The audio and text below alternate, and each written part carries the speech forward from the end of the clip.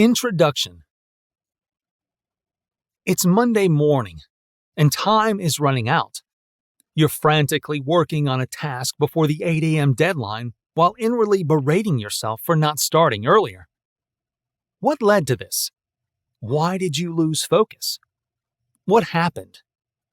Well, there were the hours that you wasted reading emails all over again and monitoring social media, the unnecessary preparation, the coffee breaks, and the hours spent on other work that you might have safely left to next week. Sounds familiar? In that case, you are not alone. If you're reading this, you probably struggle with procrastination, or you're trying to help someone else who does.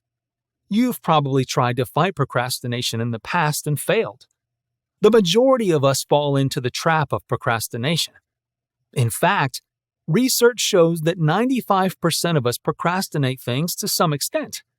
Knowing you're not alone may be comforting, but realizing how much it might limit you can be sobering. Laziness and procrastination are sometimes conflated, yet they are very different. Procrastination is an active process. You actively opt to do something else to avoid finishing the task you know you should be doing. In contrast, being lazy denotes passivity, inactivity, and a refusal to take action. Procrastination often involves delaying a challenging task in favor of a simpler or more enjoyable one, but this task may be more crucial.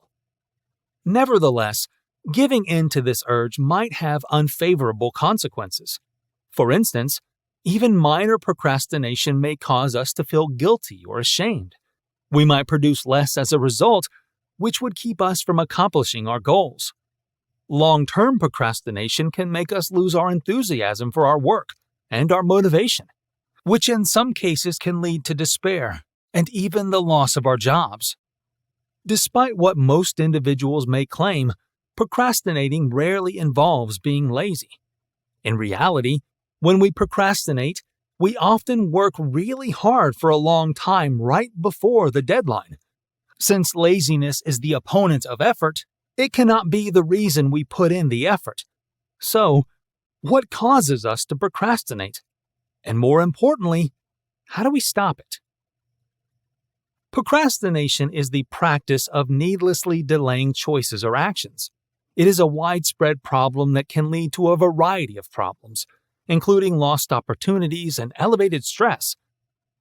This book offers comprehensive tips on how to overcome procrastination, which will help you in resolving this issue once and for all, and is based on research and includes a list of anti-procrastination techniques, tips on how to utilize them, and a methodical strategy you can use to beat procrastination.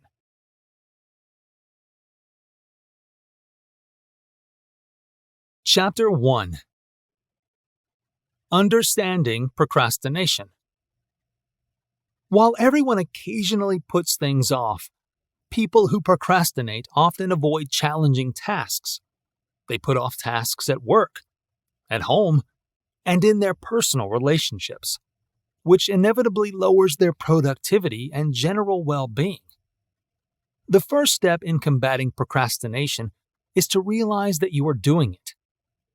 Instead of berating yourself for this extremely common problem, investigate its root cause.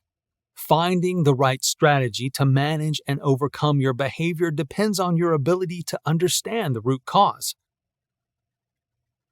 Just like everyone has varied strengths, everyone has different reasons for procrastinating, and even successful people can suffer from a propensity to put off dealing with challenging issues. Does putting things off cause you to fall short of your potential?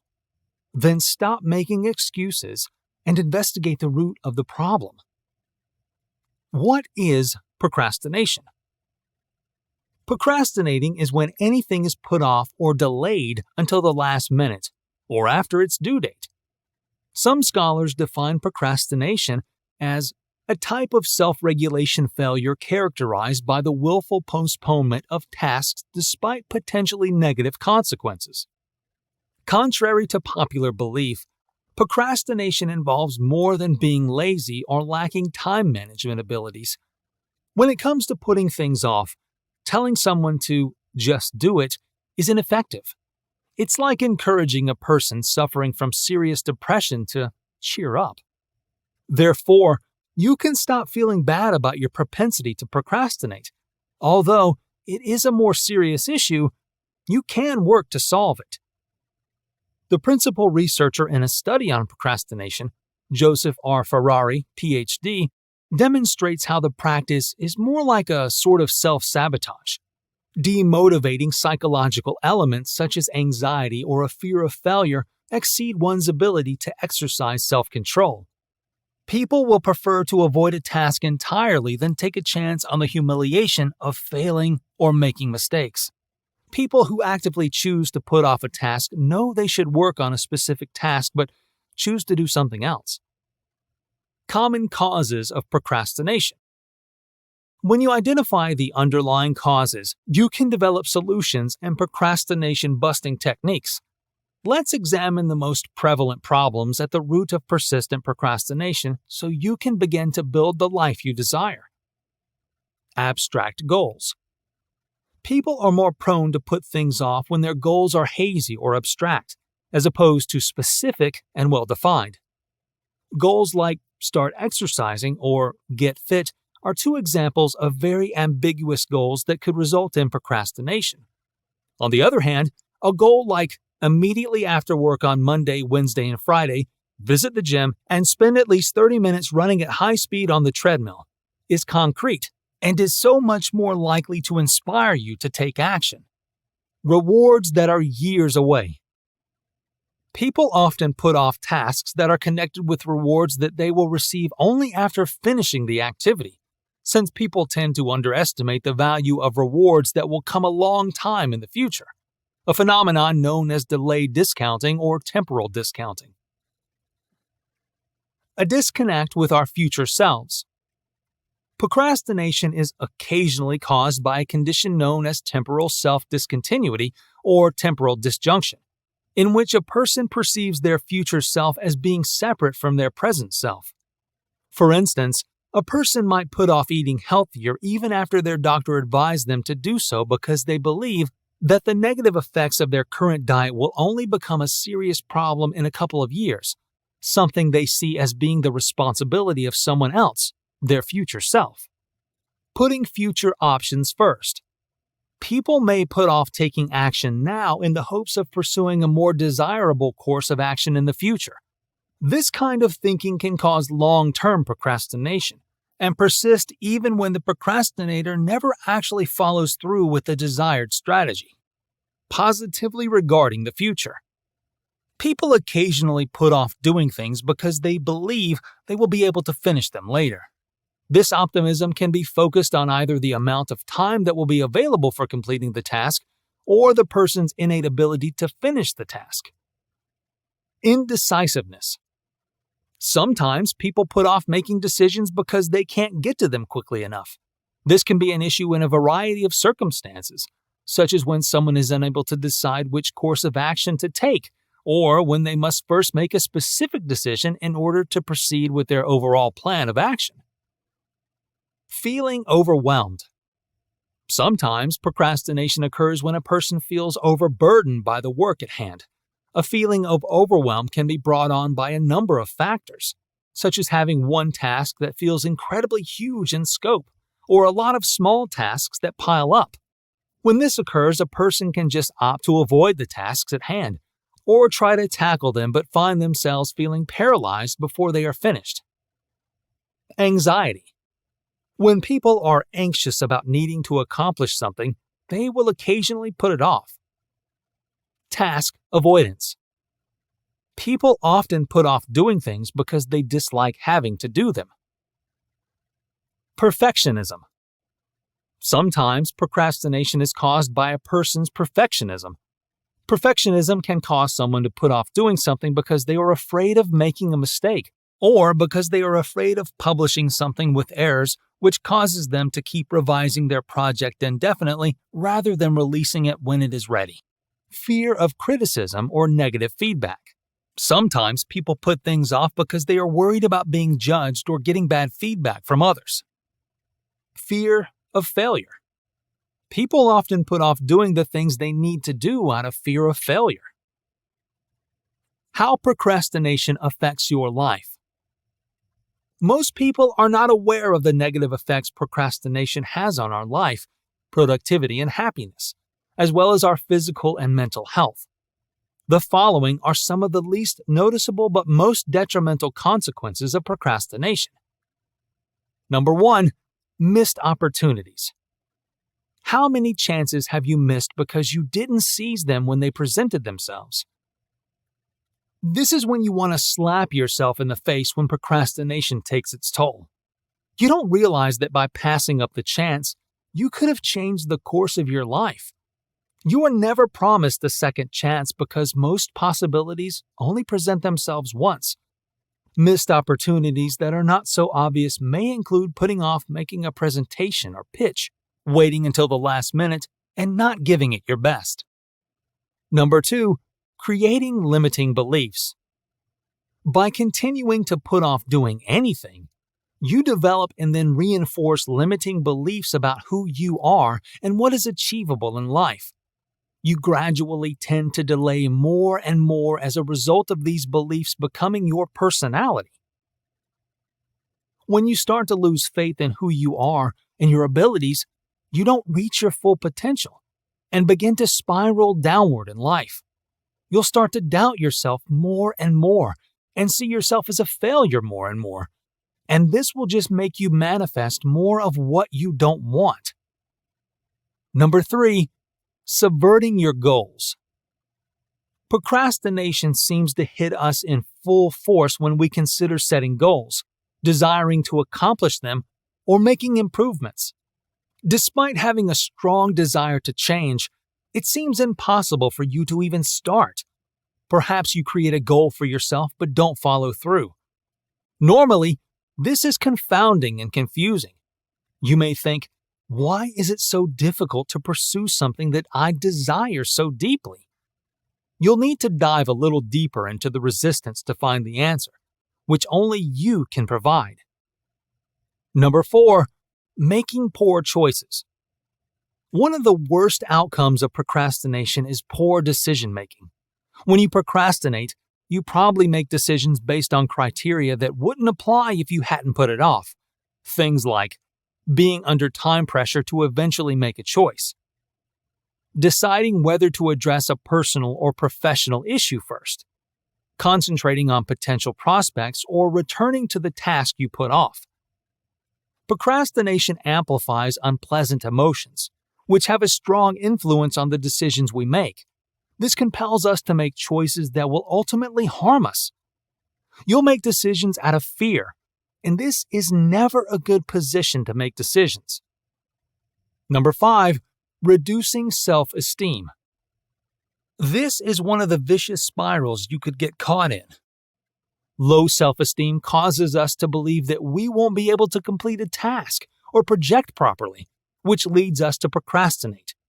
Unfortunately, putting things off simply makes us feel worse about ourselves and makes us doubt ourselves even more. Number 6, ruining your credibility. Your reputation suffers when you repeatedly promise to accomplish something but don't. Everyone dislikes empty promises. You harm not only your reputation, but also your confidence and self-worth. You'll notice that each time you put something off, it gets easier because you are no longer shocking yourself. People can stop relying on you and refrain from giving you opportunities if they are concerned that you would procrastinate and leave them to clean up the mess. Number 7, destroying relationships. Relationships damaged caused by procrastination is serious and should not be taken lightly. Often, the procrastinator is not aware of the other person's mounting aggravation and disappointment. What's worse is that it can already be too late when they do realize it. Perhaps you often cancel arrangements with family or friends because you put off doing something that is now a must-to-do. Maybe your partner starts to lose faith and trust in you because you never keep your commitments and words. A few instances like this will undoubtedly start to undermine any relationship, and in some cases, the harm is irreparable. Number 8. Wasting valuable time. Even though it can seem clear most of the time, we are unaware of how much time is wasted and lost, and we would be surprised. Given that each person has a single life, every time you put off completing tasks or pursuing desires, you are losing valuable time that you can never get back. The worst part about delaying something is realizing afterward that it's been 2, 5, or 10 years and nothing has changed.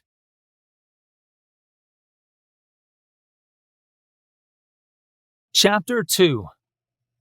Identifying your procrastination triggers. Procrastination can set in at any time. Whether when you wake up and find yourself gazing at a blank page, or when you need a third cup of coffee to tackle organizing your emails at 3 o'clock in the afternoon, the impulse to put off tasks is always there. Our lizard brain is at work in an effort to keep us on the easiest road possible. Procrastination simply means your work won't get done. Sure, you might begin working on another task, but only in order to avoid the major crucial task at the top of your list. However, as a graphic designer, finishing that mock-up for a client is not the same as spending time organizing your Figma. The key to overcoming procrastination is to become aware of it and understand how to deal with it, depending on how it manifests. In this chapter, I'll discuss procrastination triggers, the factors that make you put off doing something, and how to avoid them. Common procrastination triggers. All procrastination triggers don't appear at the same time. According to researchers, inception, planning, action, and termination are the 4 stages we must go through to do a task. We must decide to begin, determine how we will finish the task, carry out the required stages, and specify the completion date before we can move on. The first 4 procrastination triggers typically arise at every stage of doing a task. However, the other 4 triggers can happen even after we've made the decision to start the work, or even after it has already begun. Boring. Sometimes a task simply isn't mentally challenging enough, and we get bored just thinking about doing it. The thought of boredom is a very powerful procrastination trigger that often keeps us from even beginning a task. Frustrating. Higher levels of task aversiveness may result from perceived frustration. It's possible that you're using a faulty online tool to create a website, or that your internet connection is sluggish when you look for information. A lack of discipline and a sense of powerlessness is often associated with frustrating tasks, which can result in procrastination. Difficult. Some tasks are more difficult than others.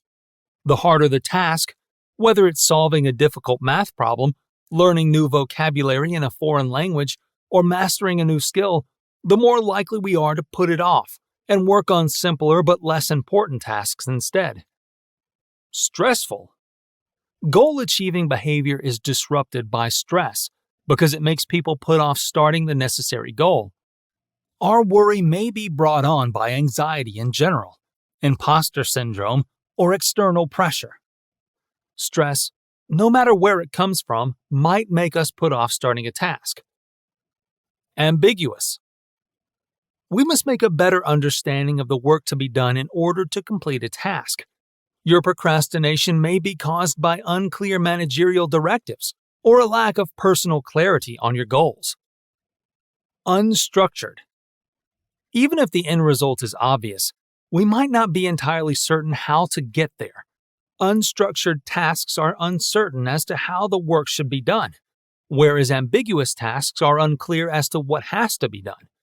Both of them are probably going to make us hate the task more. Unrewarding. Some tasks could not have inherent rewards. For instance, it could be discouraging to labor on a lengthy report without receiving any praise or acknowledgement. We often steer clear of these tasks because we believe we will not be rewarded for our efforts. Meaningless. When a task lacks personal importance, we tend to put it off more. Of course, what tasks are significant will differ from person to person. If you believe yourself to be a tidy person and you know that cleaning your desk will help you feel more at ease at work, then cleaning it up may be related to your self-identity, while someone else may view it as a pointless task. We might procrastinate when we don't find a personal purpose in a task, which might happen even after we begin the work. While it is very uncommon to experience all of these procrastination triggers in the same task, it does happen occasionally. Don't give up, though. There are strategies you can use to deal with these triggers and continue working on what you want to do. How to recognize when you're procrastinating. The following are typical procrastination warning signs and symptoms.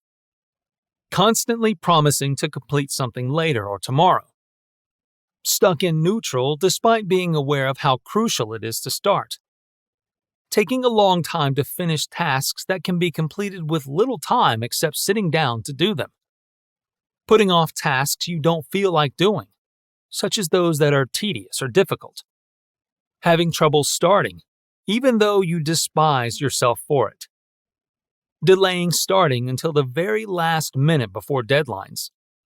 Procrastinating on decisions for too long. Despite having the best of intentions, you keep putting off developing better work habits. Making promises to yourself that you'll act, then dragging your feet instead. Seeing yourself performing tasks that you have planned to undertake days before.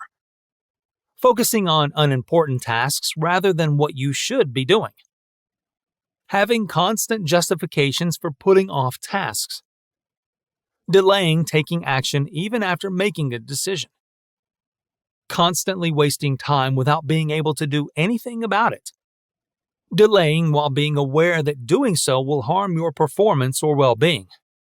You are more likely to be a procrastinator, and your procrastination is more severe if you exhibit more of these traits, do so more often, and do so more seriously. Strategies for breaking the cycle of procrastination. Now, it's time to start a new cycle to break the cycle of procrastination. Let's go. Step 1. Acknowledge your thoughts and accept responsibility for them. If you're reading this book, the first step, becoming cognizant that you are engaging in avoidance or procrastination, has already been accomplished. So going forward, you'll be able to identify it when it happens. When your brain drives your thoughts toward a particular life goal and your memory, story, or defenses paralyze you, now you will say, "Hey, hold on. I'm thinking about something completely unrelated to what I need to accomplish. Not right now. Not gonna happen." Step 2. Dislodge your procrastination mentality. Let's shift our perspective from one of procrastination to one of, "I'm freaking amazing." So, what should I be thinking at this point? It's common to hear, "Focus on your goal." Don't you think? Focusing on your goal can only make things worse for you right now. If it makes you feel inadequate or gives you an excuse for why you haven't achieved it yet, or why you can't, it does you no good. However, no matter what your goal is, the rationale behind it is what will elicit those happy emotions, those feelings of relief that you have undergone some sort of transformation. You should put your attention there right now. As a result of the fact that sometimes thinking about a goal causes us to focus on how far away it actually is, stressful, scary, too much to do, you must therefore imagine the future version of yourself in as much detail as possible. This is how to do that. Visualize your ideal life while closing your eyes and relaxing your facial muscles.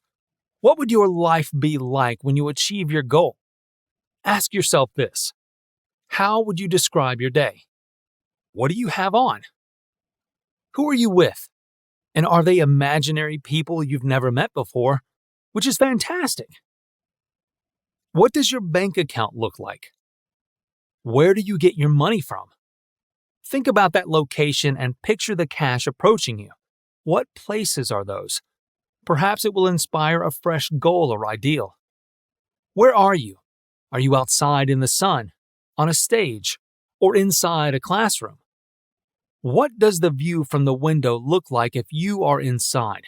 What types of trees grow nearby? And what kinds of buildings surround yours? Do you provide someone with anything, or do they provide something to you? What emotions do you have? Are you content or excited? This is fantastic, but how can I get myself to think about these issues? Step 3. Make yourself stop procrastination in its tracks. Having a collection of reminders and triggers that will take your mind to your ideal, happy place of achievement, productivity, or transformation is the easiest and quickest approach to do this. It could be a vision board. Affirmations that are pertinent to the task you often put off. Search for affirmations for thing you hate doing on Google, and I bet you'll find someone has already compiled something like 50 of them for you to read. I looked up a lot of affirmations about cooking dinner on Google. These are a few words to shake you out of your pessimistic frame of mind. Mel Robbins employs a countdown, saying aloud 5, 4, 3, 2, 1 to divert attention and stop the negative thought process. An everyday accessory such as a bracelet or ring. I advise crafting 1 out of 2 or 3 pieces of colored yarn instead of spending money on it, or using your favorite hairband. It is something you look at when you start to slip into the world of, oh, I'll do it later. It is basically procrastination to say, I'll do this when I can get one at the store. A list of modest daily performance standards that you establish for yourself and tape to your computer or workspace. I'll work on it for 5 minutes. I am not touching my phone. I'll only check my email at 2 p.m. Step 4. Establish a schedule for yourself. I am aware that this is far easier said than done. Personally, I find it difficult to consistently get up as early as I would like to. However, keeping a routine is crucial. This is so because structure eliminates the necessity for decision-making. It takes time to decide if or when, which leaves you free to choose procrastination. Your timetable can be as complex or straightforward as you like, but it serves as a type of safety net. It must be present in the background. Step 5. Realize what it really means to live productively. Before you ruin yourself, perform the final step of checking yourself. Nobody on our planet successfully completes everything every day with consistency and joy. At 60 miles per hour, life likes to kick rocks into the windshield of productivity. The sooner we recognize and accept that there is no such thing as being completely productive, there is no such thing as flawless, and every day offers a new experience, the more place in our thoughts and hearts for happiness and fulfillment. We are all perpetual learners.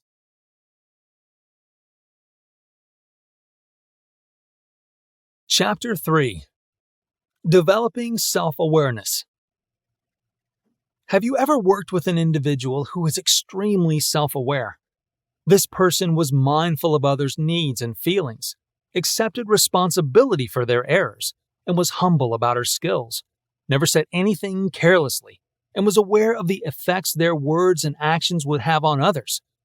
In short, working with this person was a pleasure. Self-awareness is one of the most significant qualities a leader can have, so it's crucial to build it in both your personal and professional lives.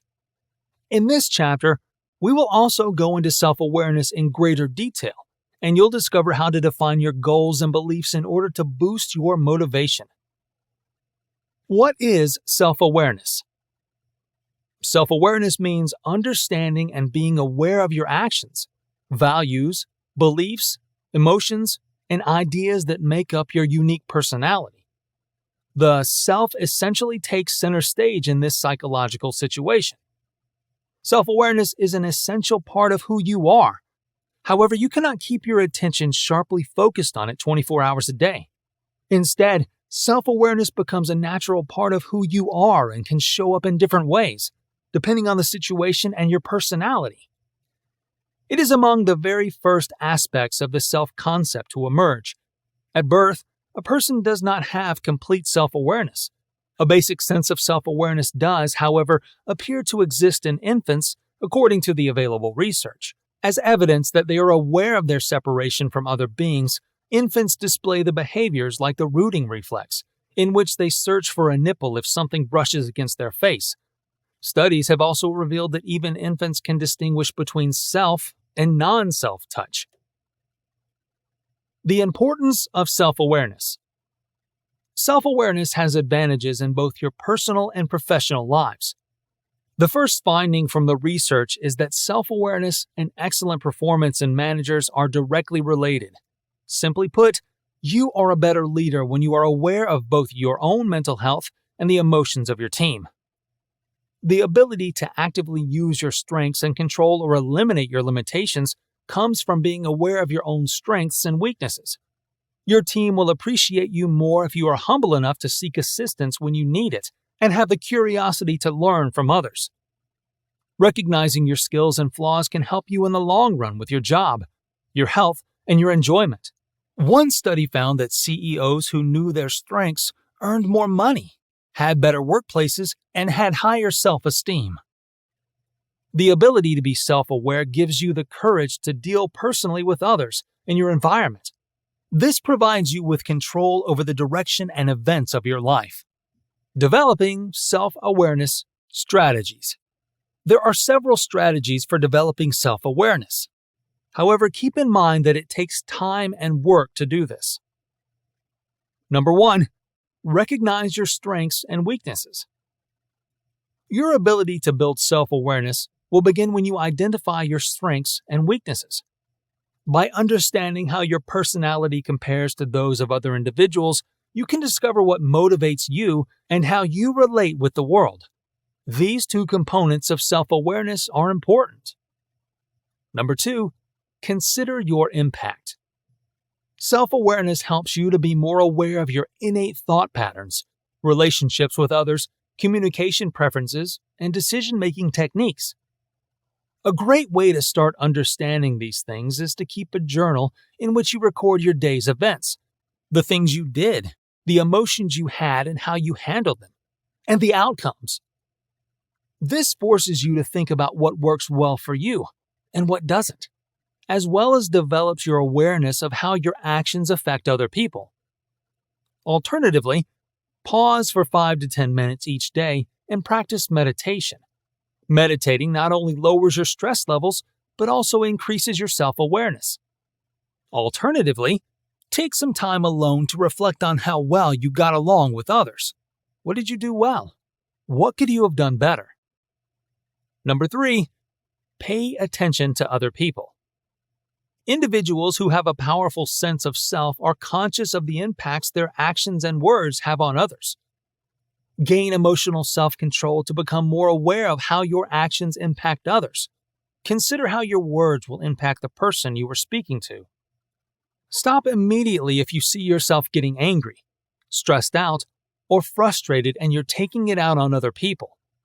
Try to see the bright side of the situation instead. Take several deep breaths, or even leave the situation if you find that you are unable to control your emotions. You can manage your own words and actions, and that's not a terrible thing. Instead, it exhibits your concern for others by proving that you would never say or do something that could have a bad impact on them. An important part of this is humility. You prioritize other people over yourself when you are humble. Number 4, ask for feedback. Asking for feedback is crucial for increasing self-awareness, because it's often the only way to learn about problems you might be unable to address directly. By asking straightforward questions, you can elicit feedback from your coworkers and team members. Asking for input from those around you provides you the chance to consider your actions from their perspective. Additionally, it can help you in locating weaknesses that you are unable to perceive or would choose to ignore. Identifying your values and goals to increase motivation. Our set of personal values is the moral code that directs our actions and defines who we are. They are the elements most crucial to our happiness and wellness, and that we cherish the most. Thinking of your values in terms of your personality and habits is the greatest way to define what your values are. In the end, your values become a part of you and are embedded in your personality. Why is it even relevant? Why should I know my values? Since our personalities and behaviors are mostly shaped by our own values, any attempt to reinvent ourselves must take these values into consideration in order to give ourselves the best chance at a more fulfilling life. There are many instances where knowing the definition of moral values is beneficial. It can help us find our purpose, make decisions more readily, build our confidence, and overcome difficult situations. There are questions and methods you can employ to pinpoint your own values. Here are a few guidelines to get you started on personally defining your values. Number 1. What do I stand for today? As grown-ups, we all possess a certain set of values, chosen consciously or unconsciously, that direct our behavior and shape who we are today. So, listing the 10 to 15 values you think you live by is an excellent place to start. Choose those that best reflect who you are. Be truthful to yourself. I suggest doing the same practice with your family and friends to gain a 360-degree view of yourself. Ask them to choose one or more values from the entire list that they feel best describe your character. Do the two listings correspond? Making a realistic portrait of yourself is the goal of this exercise. The larger goals of self-awareness, self-reinvention, and living a more fulfilled life begin here. Number 2, put your values in order. Not everything we consider significant is equally important in our minds. In other words, some values have a greater meaning for us than others. Your major and secondary behaviors are decided by this. For instance, you might love your family and job, but we are all aware that striking the right balance is difficult. You rank one above the other. As a result, you should always take action to further your most important goals. Our current lives and the actions that direct them are organized in accordance with our values and the order they appear on our own list of rules for behavior. Rearranging the list is one method to change our outcomes and draft a different version of ourselves. If you'd like to spend more quality time with your family, then put spending more time with your family first before anything else. Read your list frequently. It helps you maintain your sense of self. You may occasionally become so enmeshed in the web of your hectic daily routine that you fail to remember to give attention to the person who matters most in your life, yourself. Learn about yourself so that you may accept who you are and prevent yourself from undermining your own efforts to make the changes you want to make. Number 3, finish the values audit. Personal values are wonderful because they provide every one of us with a voice and a choice in how we develop as individuals. If you're not satisfied with your life, change it.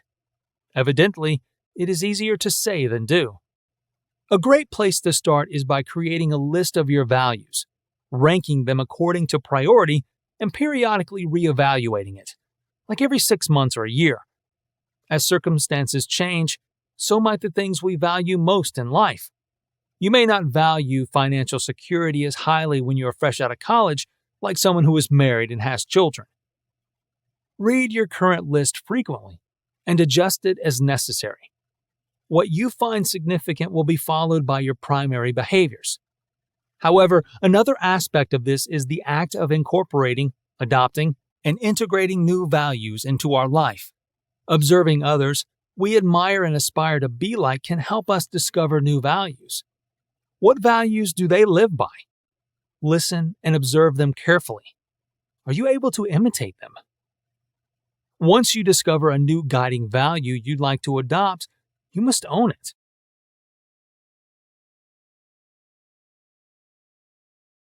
Chapter 4. Overcoming Procrastination with Effective Time Management Techniques.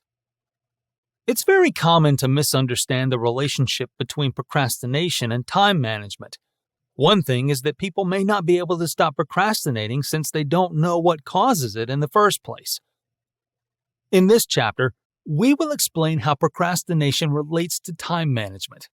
It will therefore help you better understand procrastination, which will help you in overcoming it. Time management. What is it? Simply said, time management is the ability to manage and organize your time. You can plan the time between your most important tasks with smart time management. Effective time management is the process of managing your time and energy. By effectively managing your time, you can do more tasks with less stress and in less time. The aim of time management is to make the most of the time you spend on specific tasks that hasten the accomplishment of your goals. Because of time management, you can spend less time on pointless activities and more time on important ones. Your levels of performance and productivity can be raised with the aid of effective time management. When you work smarter rather than harder, you can achieve better outcomes in less time with less effort. You will accomplish more and do so more quickly if you work more intelligently. Doing the things that are most significant to you requires good time management skills. Additionally, it entails doing less of everything else. Excellent time management techniques include setting priorities, establishing goals, and delegating. Procrastination and time management. Procrastinators often have poor time management skills. A good example of this is someone who, even though they should be working on a project, spends their time monitoring social media right up until the last minute. Problems with time management can occasionally lead to procrastination. When someone needs a deadline to form a clear intention to complete a task, not setting a self-imposed deadline for that work can encourage procrastination. In a similar vein, if someone doesn't properly prioritize their tasks and consequently doesn't understand how vital it is to complete those tasks on time, they may be more prone to put off an important task. Other time management issues might cause procrastination in a similar way that inadequate planning and organization can. Procrastination, though, is often more a sign of than a root issue with time management. In addition to ADHD, perfectionism, anxiety, depression, and others, procrastination is often caused by illnesses that have trouble controlling emotions. As a result, some people now contend that procrastination is more of an issue with emotional control than with time management. Nevertheless, the two issues are closely related since procrastination often leads to poor time management. Time management issues that lead to procrastination might also be caused by underlying issues. Someone who is afraid of doing something because they doubt their ability to finish it could persuade themselves that the task is easier than it actually is in order to protect their feelings in the near run. The planning fallacy can result from this by making the person underestimate how long it will take them to complete the task, despite the fact that prior experiences have shown that similar tasks take longer than anticipated. And as a result, push the task back until just before the deadline under the false assumption that they will be able to finish it then. Time management is not the only area of life where procrastination can cause problems. Because procrastination causes issue with time management, some of these issues are caused by it. For instance, when students put off working on a project for class, they end up rushing to finish it at the last minute, doing a subpar job, and ultimately failing the class. But, in addition to issues with time management, procrastination can also lead to an increase in negative feelings, such as fear and anxiety. These issues can occasionally worsen time management issues and procrastination, leading to problematic procrastination cycles, such as when someone's anxiety causes procrastination on a task, which leads to subpar performance, which then increases their anxiety procrastination on subsequent tasks. In conclusion, procrastination often contributes to time management problems, and sporadically is the underlying cause of these problems. Procrastination is generally a symptom of other issues, particularly those that require emotional restraint, such as perfectionism, and time management issues are more often a symptom than a cause of procrastination. In addition to time management issues, procrastination can lead to additional issues, including increased stress. Setting up task priorities for improved productivity. If you are like everyone, you probably start your workday with the hope of being as productive as you can. But as the day goes by, You see yourself juggling several important tasks and your to-do list keeps growing. It appears that what you had planned to do has been delayed. You're not the only one if this sounds familiar. Without a method for setting priorities, it continuously feels like we are playing catch-up at work. To increase output, fulfill deadlines, and enhance time management, you can do the following things. Number 1, list out the tasks, projects you have to complete. Take stock of all the projects you might be able to complete in a day. Do not stress too much over the quantity or sequencing of the tasks. This will help you schedule when and how to use your time wisely. Number 2, separate important from urgent tasks. Spend some time each morning deciding which tasks are most important. If you put these off, you run the risk of being overworked as the day goes on. When faced with a pressing deadline or difficult task, prioritizing according to urgency also helps to lessen stress. Check if there are any high-priority dependencies that require you to finish a task immediately. Make sure to get in touch with any team members who can complete any dependencies earlier in the day. Number 3, evaluate the importance of your work. Look over your important work and decide which parts are most valuable to your company or organization. As a common rule, you must be able to identify precisely which tasks are crucial and should be given high priority. Number 4, put tasks in order of projected effort. If 2 projects appear to be equally important, look at their estimates and start with the one you believe will require the most work. Productivity experts advise beginning the most time-consuming work first. However, if you feel that you can't concentrate on your more important tasks until you do the smaller ones, then trust your instincts and finish them. Before venturing into more challenging tasks, crossing off a little job on the list might be inspiring. Number 5, be adaptive and flexible. There will always be change and uncertainty. Recognize that your priorities will shift, often at the worst possible time. So be prepared for the unexpected. The challenge is in keeping your attention on the tasks you've committed to finishing. To better prepare for what is ahead, try to anticipate other project requirements that will come after your priority as you work on such activities. Recognize when to cut. Be sensible. Most likely, not all of the things on your list can be completed. After assigning tasks a priority and considering your estimations, cross off the remaining tasks from your list and concentrate for the day on the highest priority. Once you've whittled down your list of goals, concentrate on the main tasks that will help you feel complete for the day. Time-saving techniques for daily tasks. Have you ever thought that your day wasn't long enough to do everything you wanted to? You might think, I wish my day had 48 hours because of work, family, housework, and leisure activities. If this has ever applied to you, continue reading to learn the greatest time-saving strategies so you can complete everything without running out of time. Number 1, make a day plan. Know the time required for each task. Then, plan your time accordingly. This will enable you to make room for crucial interactions such as calls, meetings, and breaks. By planning your day, you can avoid wasting time thinking about what to do next and jump right from one task to the next. Number 2, use checklists. List out all the things you must accomplish today. This will help you understand how long it takes to finish each work, which will help you manage your time more effectively. As you work to finish your tasks, this may also boost your productivity. Number 3, eliminate distractions.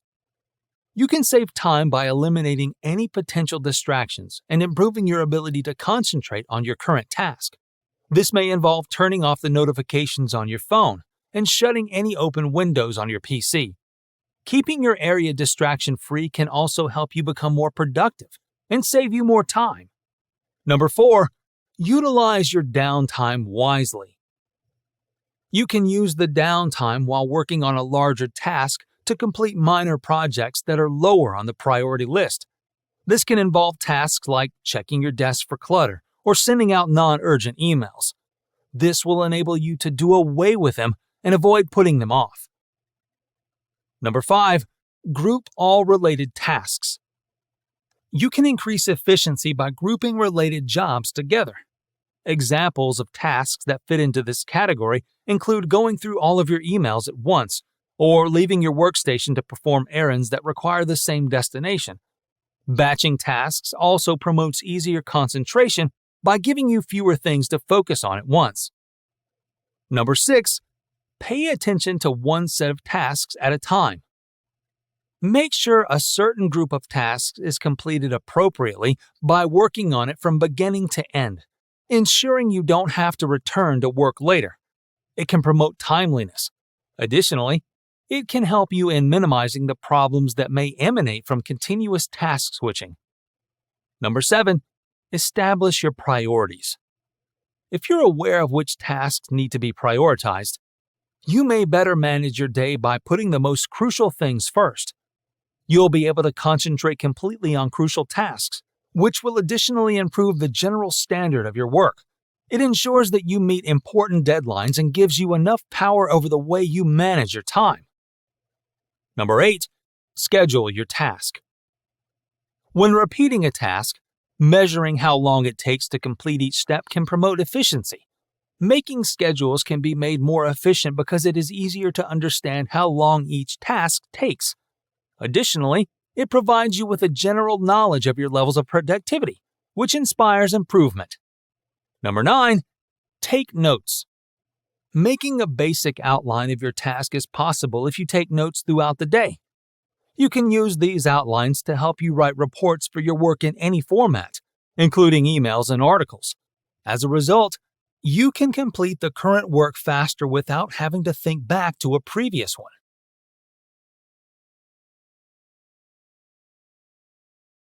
Chapter 5. Building willpower to achieve your goals.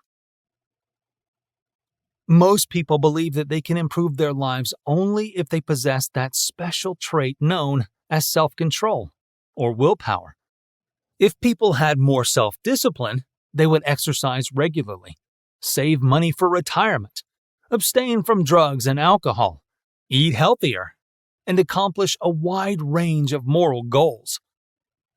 Being able to withstand immediate temptations in order to accomplish long-term goals requires willpower. According to some scientists, willpower is the capacity to delay pleasure for a specific purpose. People employ willpower every day in one way or another, whether it is to stop eating sweets when they desire them or to stop using the internet when they have a lot of work to do. Understanding willpower and its role in overcoming procrastination. Before I discuss using willpower to overcome procrastination, I want to offer a personal experience. I have 3 young boys, and if I want to have the ability to play with them when they get older, I will need to take care of my health.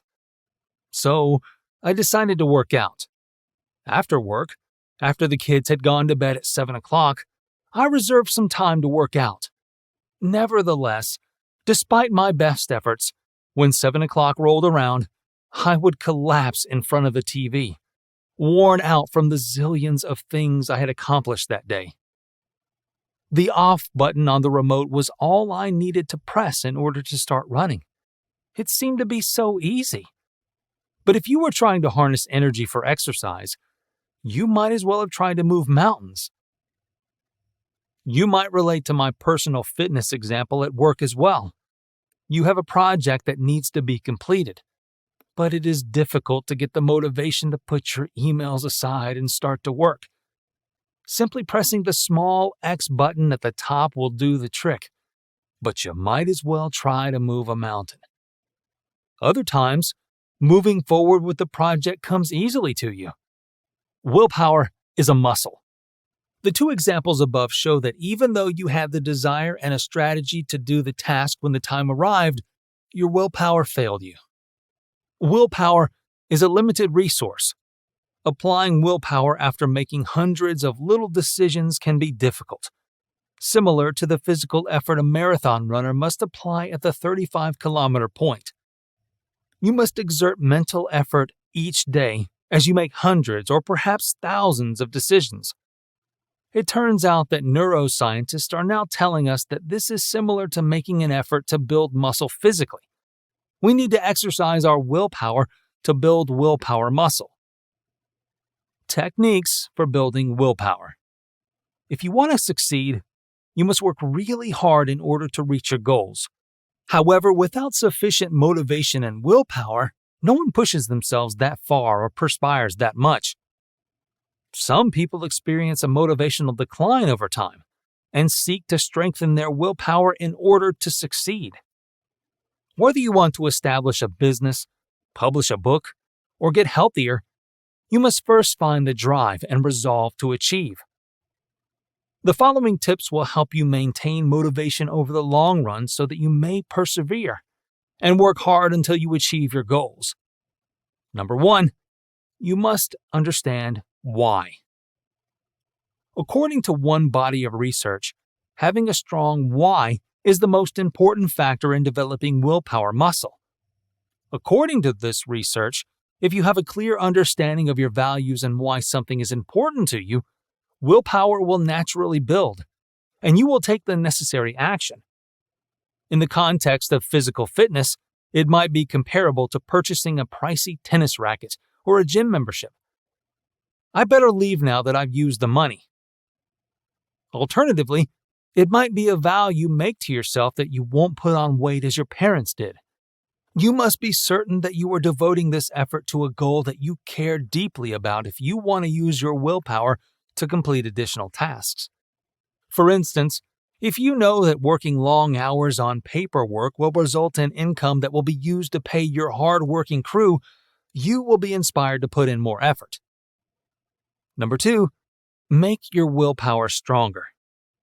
Applying small amounts of self-control throughout the day can strengthen your self-control in other aspects of your life, just as small, regular increments of exercise can increase physical strength.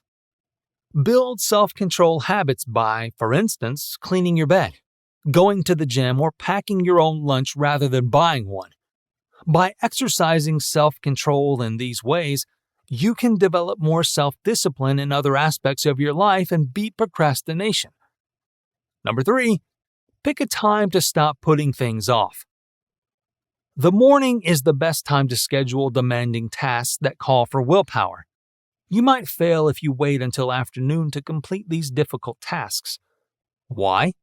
Because by the afternoon, you have probably used your brain all day long and made hundreds of small judgments.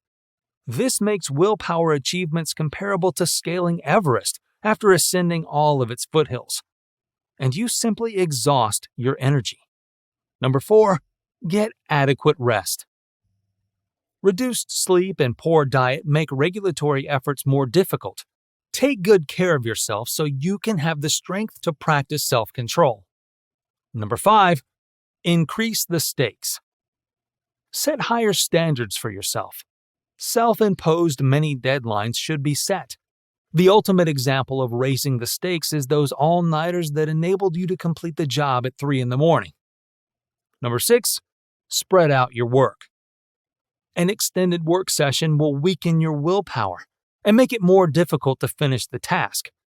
Your willpower muscle is almost non-existent if you regularly pull all-nighters. According to more than 200 studies, the use of if-then sentences increases goal attainment by 200 to 300%. Setting if-then statements is, therefore, a good idea when your willpower muscle is fatigued, or possibly even when it isn't. Here are a few if-then sentences I like to utilize to combat procrastination and increase willpower. If it's 2 p.m., then I'll stop checking Facebook and start working on my task. If Jane distracts me tomorrow, then I'll tell her we can only meet for coffee after work. How to stay motivated even after setbacks. Failures are an inevitable part of life. If you ever put a lot of effort into achieving a personal goal and had a significant setback, you are aware of how challenging it can be to get going again. But if you put your best into everything, it's likely that you are aware that moving forward is what matters most.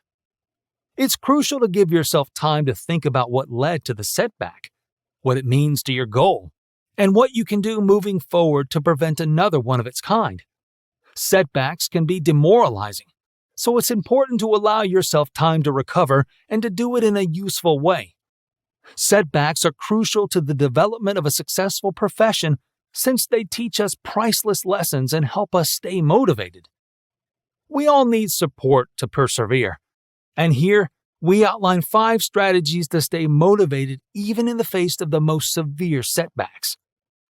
Number 1. Take care of yourself.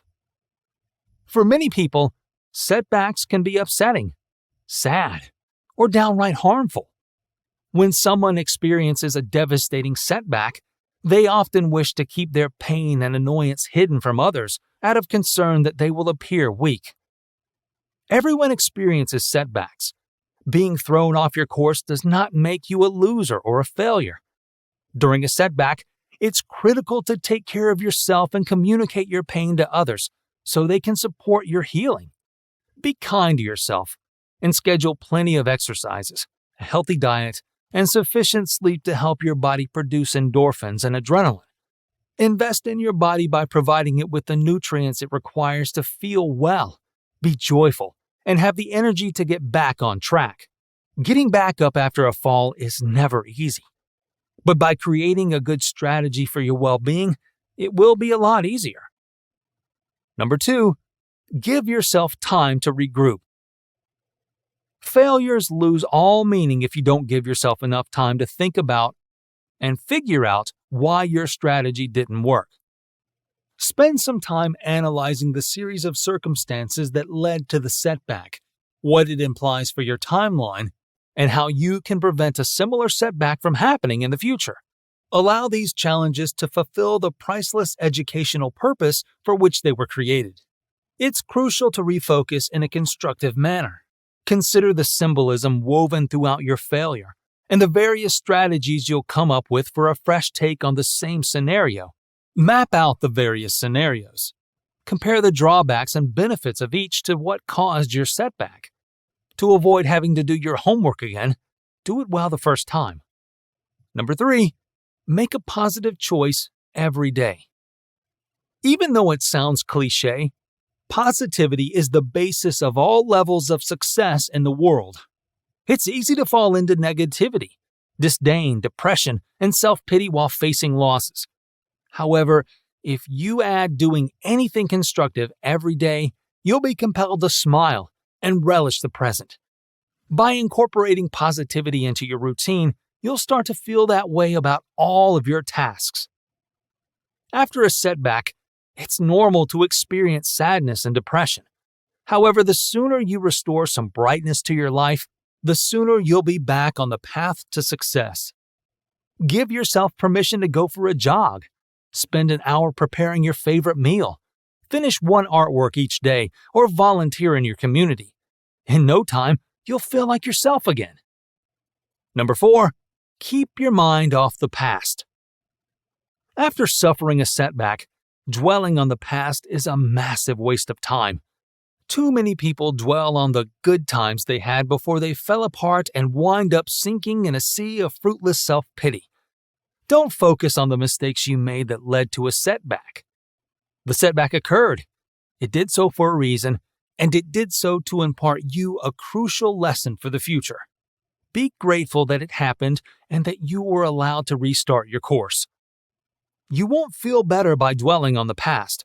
Consider what you'll do differently this time around and how much better your strategy will be in the future. You gained a fresh educational viewpoint as a result of the setback, making the present far better than the past. Number 5, surround yourself with beneficial people. Spend time with people who are always reminding you of the good things we've just discussed above. If someone who is encouraging you is a negative influence, it's likely that you will wallow in sadness. But if you associate with driven, upbeat people who can't wait to pick up the pieces and create something beautiful, their contagious view of life will flood you. Not everyone in your life will benefit you at different points in your achievement, it's crucial to surround yourself with precisely the individual who will support you, encourage you, and provide you with the required resources to go back on track even better than before during a period of setbacks. In spite of a setback, treat yourself to kindness and friendship. Your mental and emotional stability will benefit from it.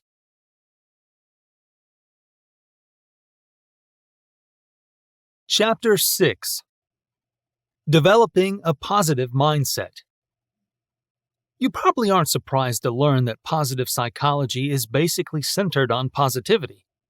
However, being positive is more than just grinning and being upbeat. It also refers to one's outlook on life as a whole and their propensity to highlight everything that is positive. In this chapter, we'll discuss the basics of positivity within positive psychology, list some of the numerous advantages of adopting a positive outlook on life, and look at some practical advice and methods for developing a positive outlook. However, let's first examine how mindset affects productivity.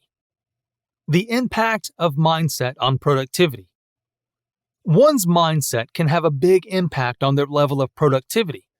Our ability to finish tasks and accomplish our goals is greatly influenced by how we view ourselves and our abilities. The two main categories of mindset are fixed and growth mindsets. Individuals with a fixed mindset think their abilities and traits are unchanging and unalterable. On the contrary, people that have a growth mindset have the belief that they can improve and develop their skills and traits via effort and education. Because they think their abilities are limited and unchangeable, people with fixed attitudes shun challenges and give up quickly. This may result in a lack of motivation and decreased productivity. On the contrary, those who have a growth mindset embrace hardship and push through obstacles because they believe they can advance and enhance their abilities. The potential for this is to increase motivation and productivity. One way to build a growth mindset is to concentrate on the procedure of learning and growing rather than the result or end product. When we focus on the process, we are more likely to view obstacles and issues as opportunities for growth. By coming to see failure as a valuable learning experience, we can also develop a growth mentality. Positive self-talk is another way to increase productivity. While negative self-talk can lower motivation and productivity, positive self-talk has the opposite effect. In contrast, declaring, "I can do this," or "I will figure out a way to do this task," can increase motivation and productivity. For instance, saying, "I can't do this," or "I'll never be able to finish this task," may lower motivation and productivity. Setting clear, measurable goals can also help to increase productivity. When we set concrete and measurable goals, we can work toward them with more commitment and focus because we have a clear understanding of what we hope to accomplish. It is critical to develop a strategy for reaching these goals and break them down into smaller, more achievable activities that may be completed over time. A healthy work-life balance is also crucial. When we work continually and never stop, we risk being worn out and losing productivity. Regular breaks and indulgence in leisure pursuits can help to renew our focus and increase our general productivity. Lastly, mentality is important for productivity.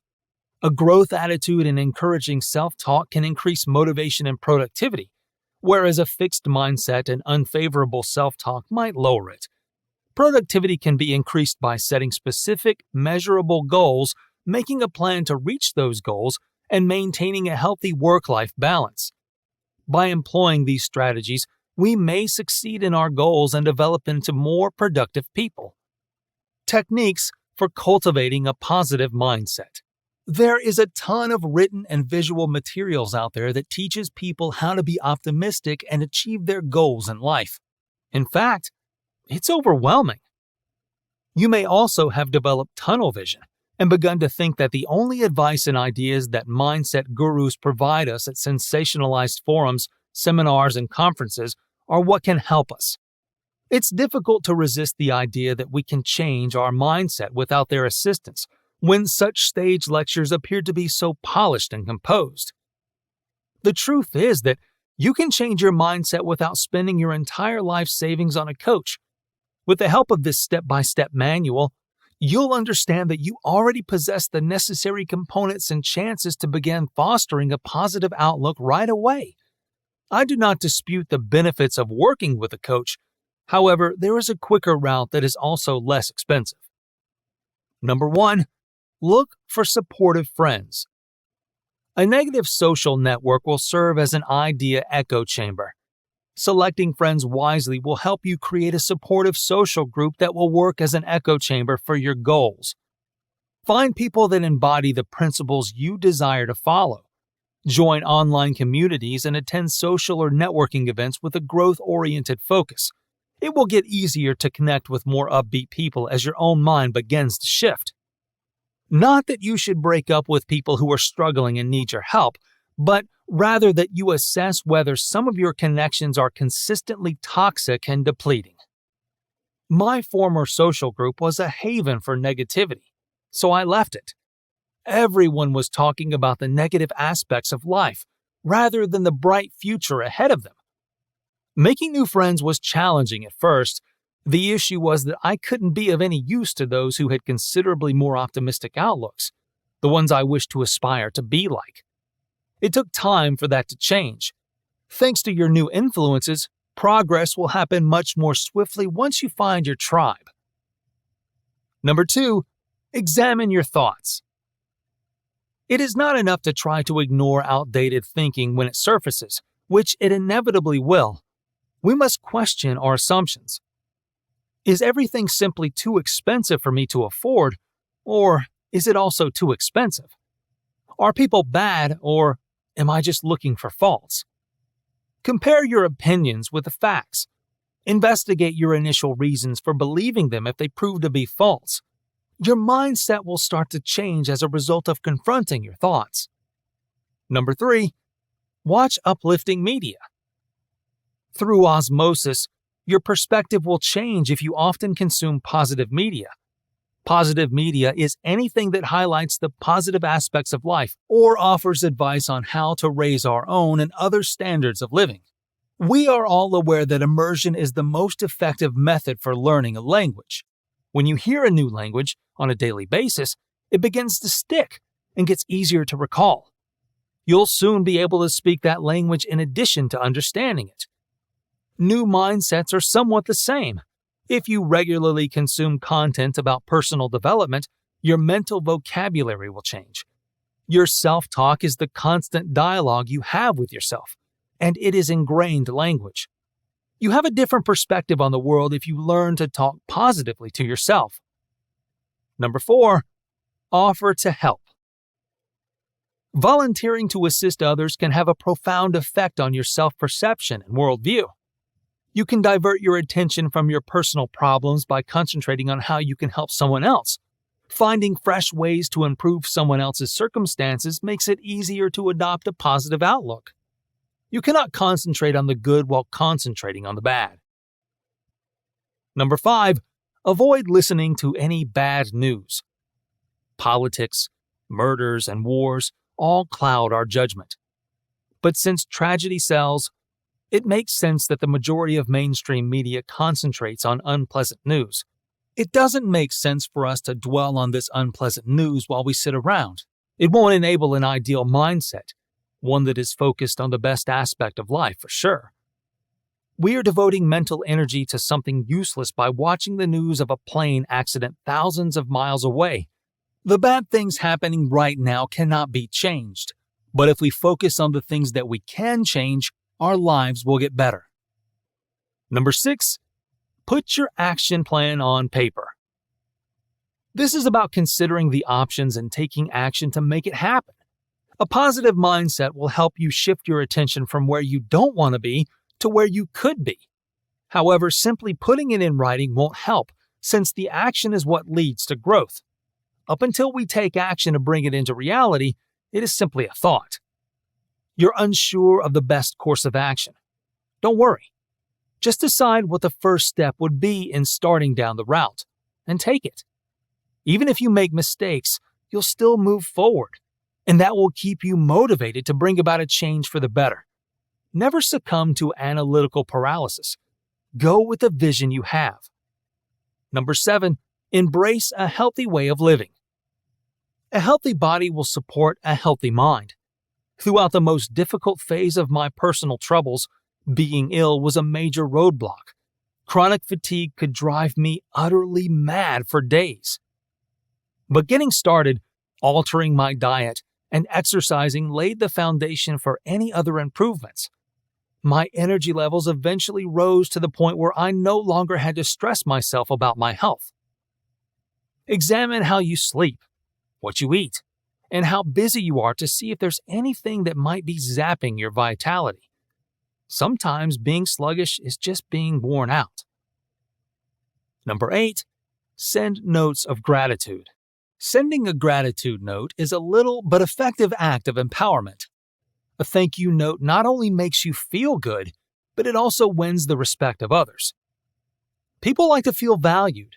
Therefore, sending thank you letters will also help you build stronger connections and relationships. It doesn't really matter what they have done. Any small favor or act of goodwill that you appreciate is eligible. To let them know you appreciate it, send them a quick email or a card in the mail. Number 9, establish a morning routine. Making a mental note of everything we're looking forward to is a terrific way to start the day, since it fosters a sense of anticipation and enthusiasm that gives the day its momentum. I listen to audiobooks or personal development videos every morning. It is much easier to be happy and focused if you concentrate on the encouraging thoughts contained in this content first thing in the morning. My work is completed more quickly and doesn't seem as challenging. Number 10, create a list of successes. You got off to a good start, so finish strong by generating a mental list of your victories for the day. The goal of the exercise is to keep your attention on the best parts of your day's experiences. It need not be monumental. You can get better by keeping note of your failures, but concentrating on them will sap your drive and enthusiasm. It'll be much easier to wake up happy if you finish strong. Your mindset must be first changed if you want to improve your life. These actions might, for me, seem like a good place to start.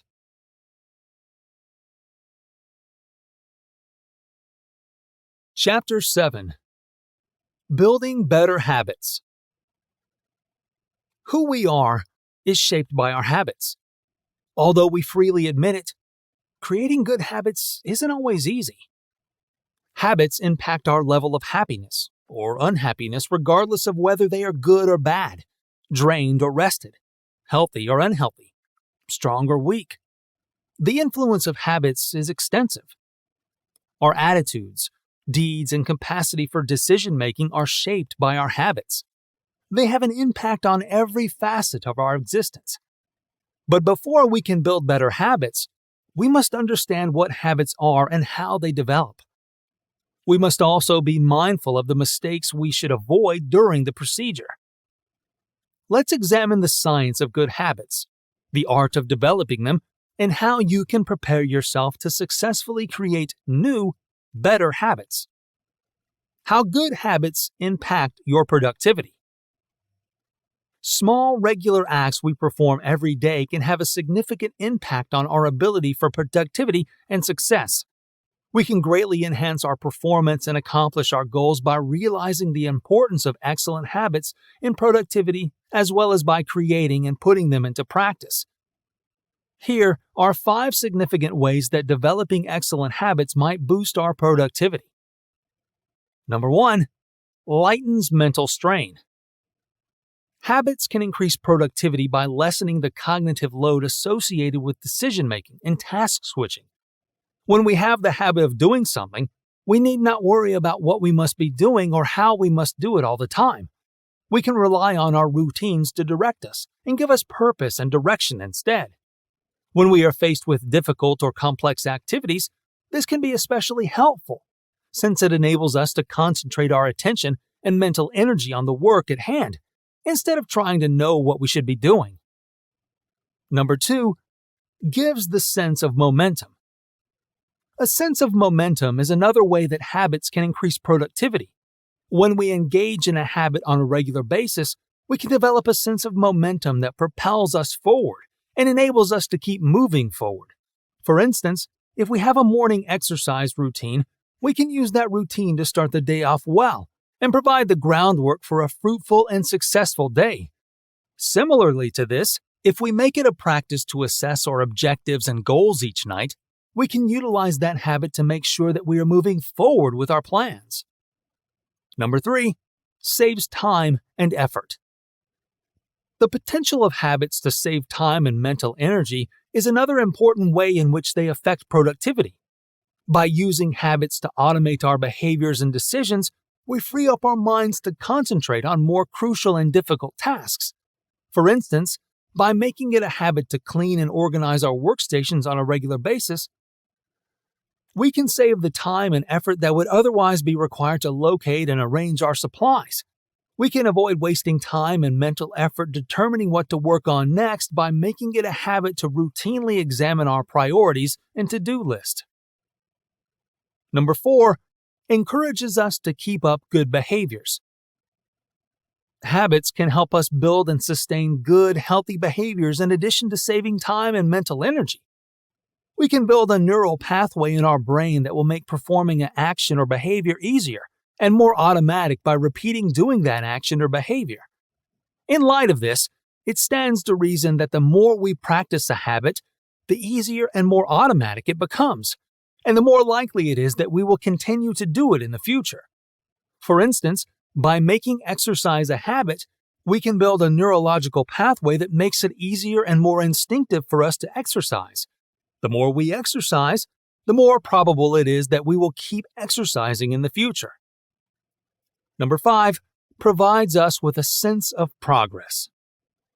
Habits can boost our productivity by giving us a sense of achievement and advancement. A small sensation of accomplishment and satisfaction that we experience after finishing a habit may inspire us to keep doing it in the future. For instance, by making it a routine to cross things off our to-do list, we can feel accomplished and make progress, which inspires us to keep working and finish our tasks. Techniques for building better habits. You will often be replacing old habits when creating new ones.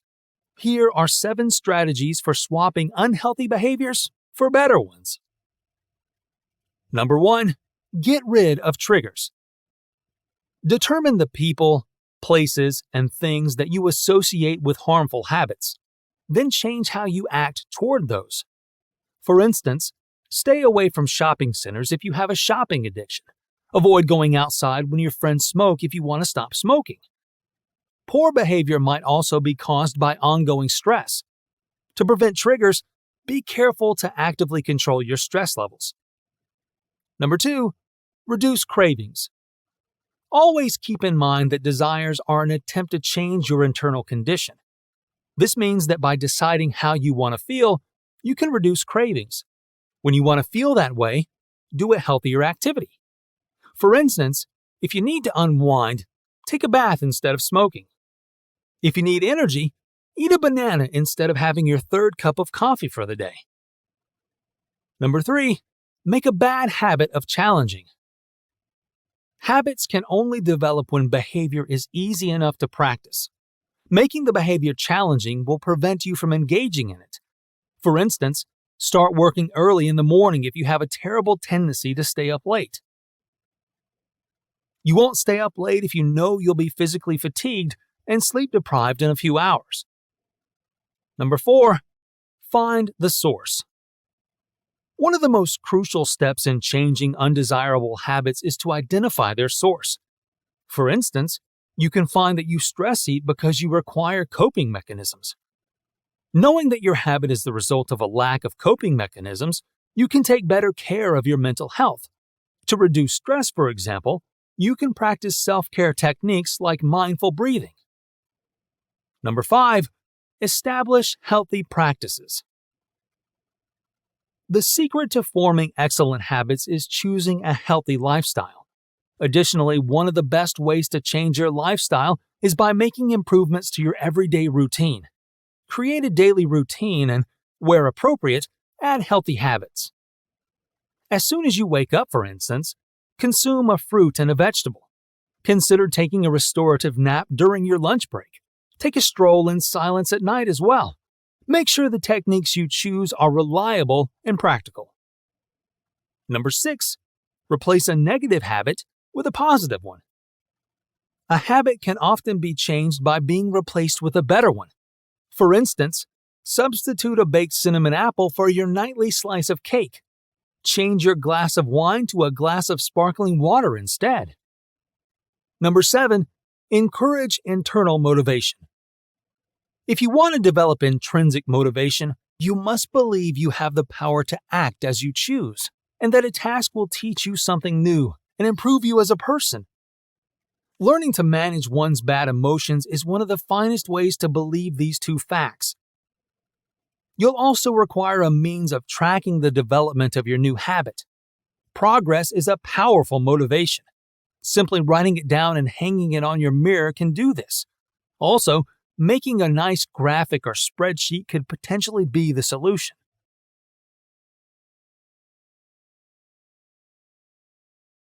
Chapter 8. The role of mindfulness in overcoming procrastination.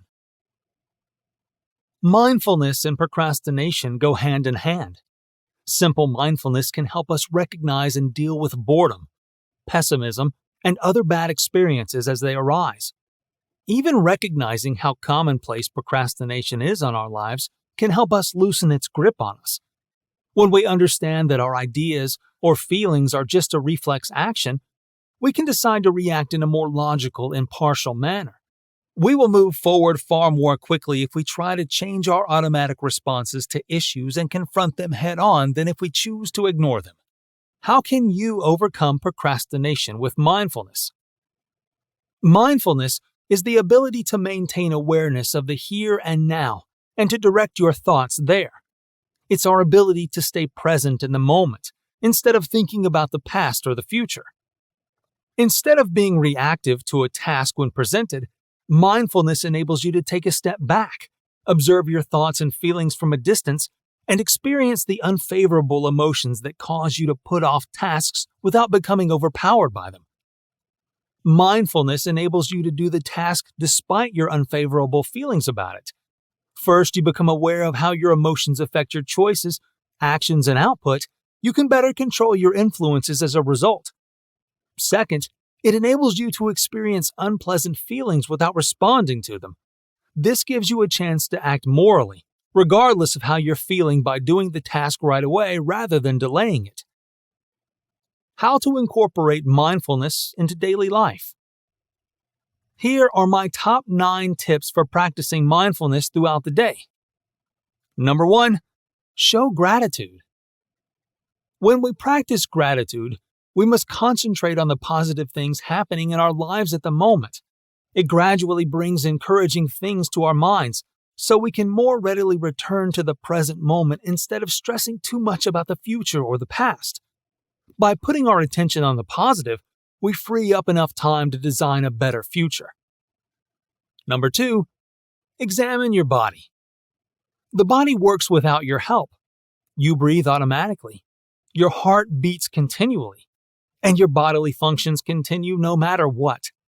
However, our bodies are continually communicating with us through physical feelings.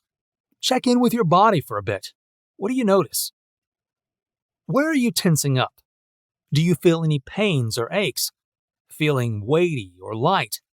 Focusing on your body can help you refocus on the here and now, while also providing you with the knowledge you need to take better care of your body. Number 3.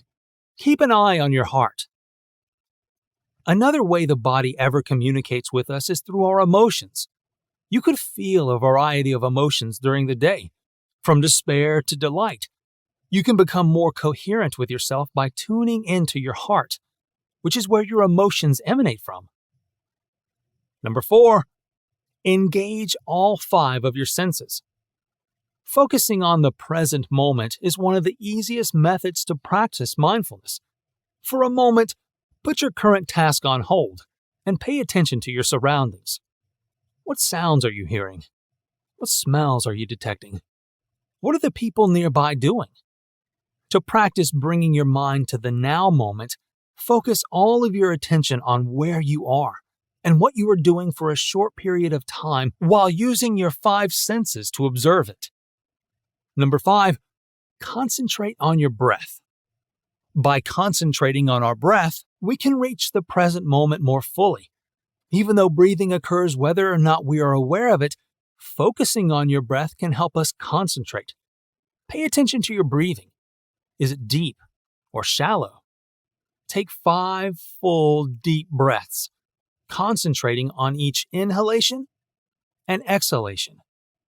Do that 3 times, and you should practice it several times a day.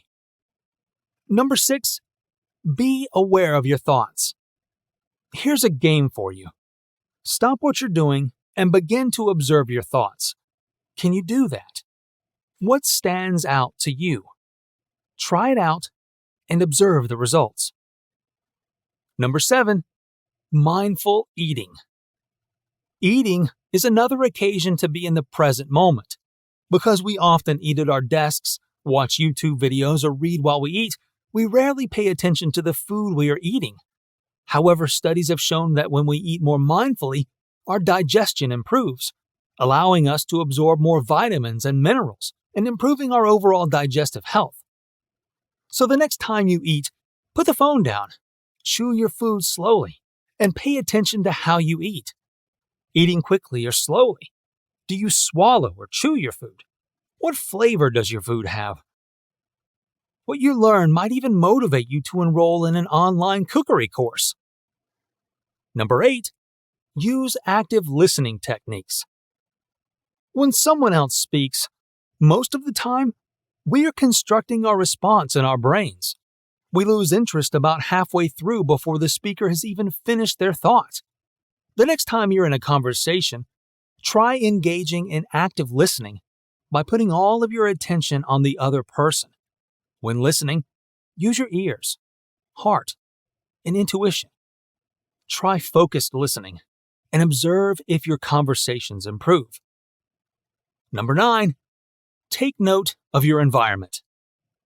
I like to practice just paying attention to what's going on around me when I'm outside. See the traffic? Keep your attention on the passerby. Notice that lovely bloom? The breeze is blowing through your hair, exposing your face to the sun. If you're confined to your home, you can carry out this activity while going for a walk or a hike, relaxing on your terrace, or even standing in your yard.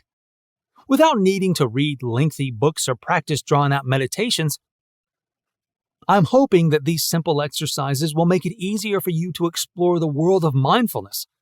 However, I find it easy to incorporate mindfulness into my daily activities so I can train my mind and stay more optimistic, feel happy, and be in control of what I want to attract to myself by remaining in the present.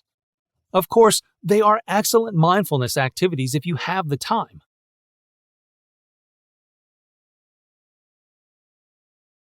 Chapter 9. Sustaining productivity and overcoming procrastination in the long run. Although it can be applied in various spheres of life, productivity is a word that is often used in professional context. A production line's output or the quantity of sales calls made can be both used to determine productivity in a corporate setting. The words written or the number of questions answered could be used to gauge productivity in a classroom setting. Productivity is essentially output determined by the input. However, if the outcomes aren't immediately apparent, it can be difficult to quantify productivity. Some tasks and professions demand a lot of self-motivation. For instance, when attempting a creative effort like writing a book, or when seeking to gain a promotion in service provider sectors. Productivity cannot always be gauged in terms of production or immediate results for these kinds of tasks. Many people explore time management approaches while thinking about how to be more productive. Although they are related, productivity and time management are two different concepts, and not everyone who is productive is also adept at time management. A person can utilize a variety of techniques and tools to manage their time effectively. The accomplishment of results in a predetermined amount of time is what productivity is all about.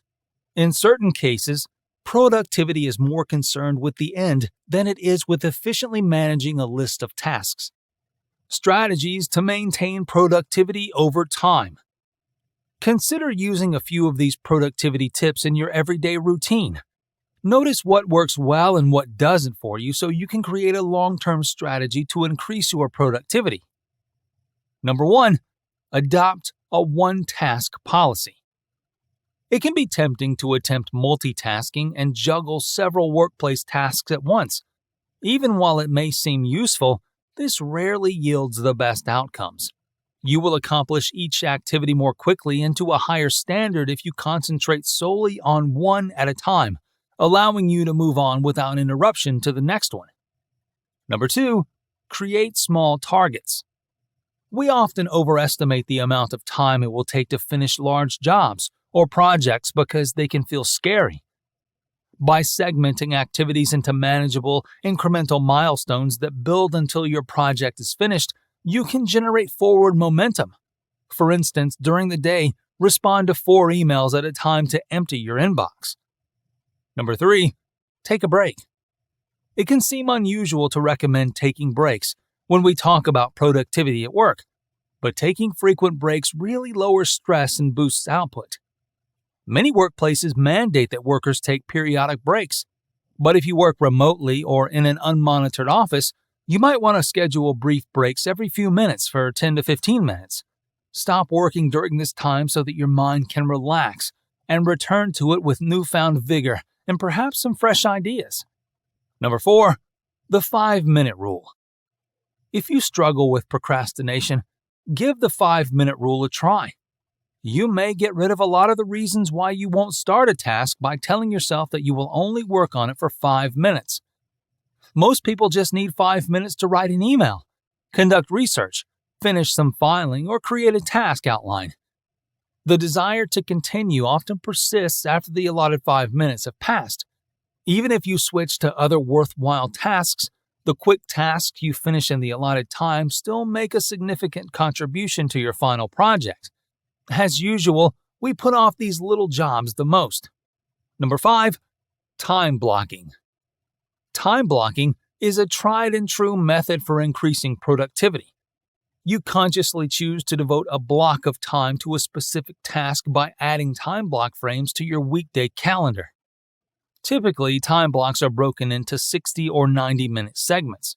One of the advantages of time blocking is that once finished, it provides a visual timetable for your workday. You might want to print out the schedule or color code your tasks to help you remember what to do and when. Number 6. Delegate.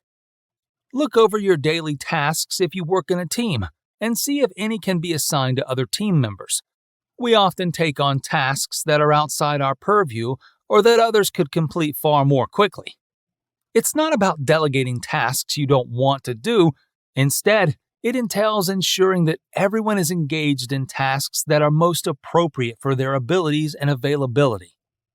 Entrepreneurs often try to juggle all of their business-related tasks. There may be more time available for projects with a higher priority if tasks like creating social media content are delegated to new hires or handled by freelancers. Number 7. Minimize interruptions. It's very normal to be sidetracked, and maintaining focus isn't always easy. It is a learnable skill, though. Use a productivity app like Freedom. Turn off your notifications or put your phone in airplane mode. The Pomodoro technique is often employed to eliminate distractions and finish projects.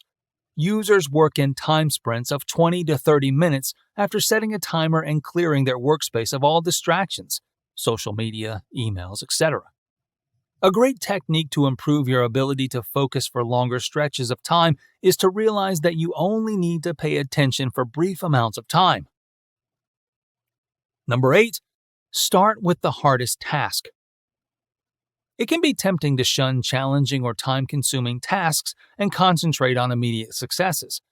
However, you can improve your drive and focus for the rest of the day by tackling your most challenging project first. If you feel most productive early in the day, then give these bigger jobs a top priority. Number 9. Establish boundaries. As we covered in the section on delegation, employees often take on tasks that are outside their purview of their roles. While being adaptive and seizing opportunities for professional growth are positive traits, it's also critical to establish time boundaries. You must be able to do your tasks effectively and productively within a fair amount of time. By establishing boundaries, you can avoid feeling overloaded. Number 10, recognize your most productive times. The traditional 9-to-5 job is dwindling in popularity as remote and COVID working becomes more frequent. The idea of working in more productive ways has been encouraged by flexible and hybrid work arrangements. Every individual is unique. While some workers perform their best work in the morning, others find their best work comes after lunch. A great strategy to enhance productivity is to know when you are most productive, and then set up your daily schedule to take advantage of these peak hours. Tips for sustaining motivation and achieving long-term success. Our biggest untapped resource in today's competitive workplace can be our own motivation. But what if your motivation wanes? Or you are unable to keep it up long enough to finish a task, or even keep up with daily obligations? Where must you look to find your drive? Since all motivation is self-motivated, you must discover it within. You need to customize a motivational speech so that it will speak to you personally, because what keeps us motivated is as unique as we are. The more self-aware and self-understood you are, the more successful your efforts will be. Here are 19 easy strategies you can use. Number 1, recognize your purpose. Sometimes your why, the reason why you're doing what you're doing, matters more than the what or the how. Knowing what you're working toward in detail helps motivate you to keep on track. Number 2, specify your goals. Your ideas are put into action via clearly defined goals. It is the crucial stage that comes before planning. Number 3, establish a unique vision. A compelling vision that you can relate to and identify with must be developed if you want to achieve it. You won't be inspired to stay on course if it doesn't resonate with your heart. Create the most ambitious vision you can, as you can only do what you can envision. Number 4, create a strategy. A plan will take your vision, and once you have a goal in mind, list the steps you must take to achieve it. We are all aware that a wish is all that a goal is without a plan. Number 5, take a broader perspective. Consider the wider picture when you need to maintain your motivation. How does this apply to you as well as to others? What significant contribution will it make? Where will this be noticeable? Think bigger to achieve more. Number 6, be optimistic. Self-affirming statements will enable you to perform to the best of your ability, since positive ideas lead to positive actions. Control your thoughts, feelings, and behavior. If you're optimistic, you'll be able to make the choices that result in success. Number 7, take a fresh approach to tasks. Sometimes the challenge is simply starting. Your viewpoint and energy may change if you take a different course of action. Number 8, divide goals into doable tasks. Your ability to divide your goals into more manageable, shorter-term activities will be one of the keys to your success. Maintain manageability. Number 9, organize yourself. Make sure your desk is clutter-free so that you can better organize your thoughts. In a peaceful environment, your chances of being more efficient and productive are higher. Number 10, strike out against procrastination. Make no excuses, and don't waste time explaining why you haven't started yet. Find out the real cause of the delay instead. Then get to work right away. Simply starting something is the greatest way to get started. Number 11, use deadlines to your advantage. By putting a time constraint on an activity, you can gather your materials and resources to complete the task that you might not otherwise do. Number 12, stop juggling many tasks. Give the task at hand your entire and undivided attention rather than splitting it up. Your chances of success significantly increase if you do. Number 3, cut off all of your diversions. Take the necessary action to avoid becoming sidetracked by people, activities, or electronics. Create plans to enable you to begin and finish things without interruption or diversions. Number 14, stay in the zone. When you're in the zone, you often produce your finest work. Think about how you create the ideal setting for producing your greatest work, then work at it non-stop until you finish. Number 15, choose to succeed. Make the decision to succeed. Then be steadfast in your decision and see it through to completion. Your odds of success can be increased by visualizing yourself accomplishing a task successfully.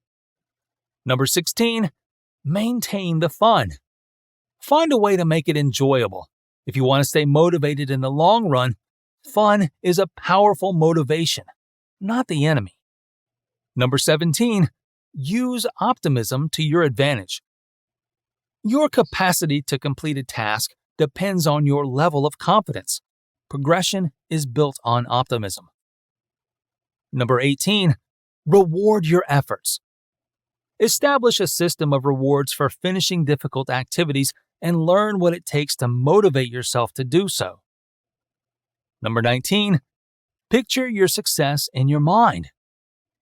Visualization is a powerful tool that can assist you in maintaining focus and motivation while working towards your goals. Even the most difficult task might feel like a small part of doing something significant if you visualize yourself successfully finishing them. Keep in mind that inner drive comes first.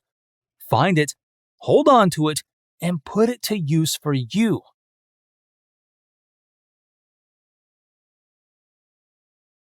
Conclusion. It's up to you now to use the key resources this book provided to stop procrastinating. Do that if you already know what you should do next as a result of what you've read. Do the following if you're not sure where to begin. Outline a precise and practical aim for a project you've been putting off. Write down how, where, when, and why you have been putting it off. Select 1 to 3 anti-procrastination strategies that seem to be applicable. If unsure, start with breaking tasks down into manageable parts, deciding to take a small first step, and making it tougher to postpone. Begin utilizing these strategies. Keep in mind that getting started is more vital right now than getting everything flawless. Later, you might improve your strategy. For instance, by adding strategies and goals. Start right away rather than telling yourself you'll do it later, since the longer you wait, the less likely you are to apply what you've learned.